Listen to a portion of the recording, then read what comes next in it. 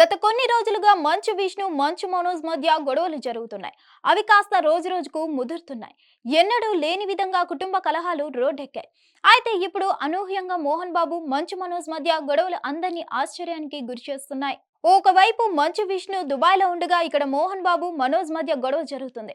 ఆస్తి పంపకాల విషయంలోనే మోహన్ బాబు మనోజ్ మధ్య గొడవలు జరిగాయని, ఆ సమయంలో మోహన్ బాబు అనుచరుడైన వినయ్ అనే వ్యక్తి రౌడీ మూకాతో కలిసి తనపై దాడి చేశాడని మనోజ్ డైల్ 100కి ఫోన్ చేసి తెలిపారు. అయితే ఇందులో నిజం లేదని, అంతా అసత్య ప్రచారమని మోహన్ బాబు టీం వెల్లడించినప్పటికీ మనోజ్ తన భార్య సహాయంతో హాస్పిటల్కు వెళ్లడం, అందుకు సంబంధించిన విజువల్స్ కూడా వైరల్ అయ్యాయి. మెడకి పట్టి నడవలేని స్థితిలో భార్య స్నేహితుల సహాయంతో హాస్పిటల్కి వెళ్లారు.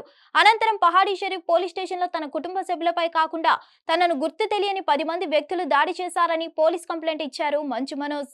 ఇంకోవైపు మోహన్ బాబు తన కొడుకు మనోజ్, కోడలు మౌనిక నుంచి ముప్పు పొంచి ఉందని, దయచేసి కాపాడాలని పోలీస్ స్టేషన్ లో కంప్లైంట్ ఇచ్చారు.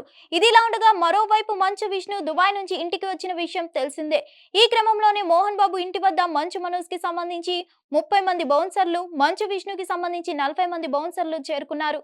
ఇదిలా ఉంటే ఇప్పుడు తాజాగా మోహన్ బాబు ఇంటి వద్ద ఉద్రిక్తత వాతావరణం నెలకొంది. మంచు విష్ణు బౌన్సర్లు మోహన్ బాబు ఇంట్లోకి వెళ్లడానికి ప్రయత్నించగా మంచు మనోజ్ బౌన్సర్లు వారిని ఆపే ప్రయత్నం చేశారు. ఈ క్రమంలోనే ఇద్దరు బౌన్సర్ల మధ్య కాస్త వాగ్వాదం జరగగా వెంటనే పహాడీ షరీఫ్ పోలీసులు అక్కడికి చేరుకొని పరిస్థితిని సద్దుమణిగేలా చేసినట్లు తెలుస్తోంది. మరిన్ని అప్డేట్స్ కోసం stay tune to hit TV. Hit TV app ని డౌన్లోడ్ చేసుకోండి. ఇందులో short news, live news, entertainment movies అన్ని అవైలబుల్ గా ఉన్నాయి. Please download Hit TV app. Hit TV app. Hit TV యాప్ని ఫ్రీగా డౌన్లోడ్ చేసుకోండి.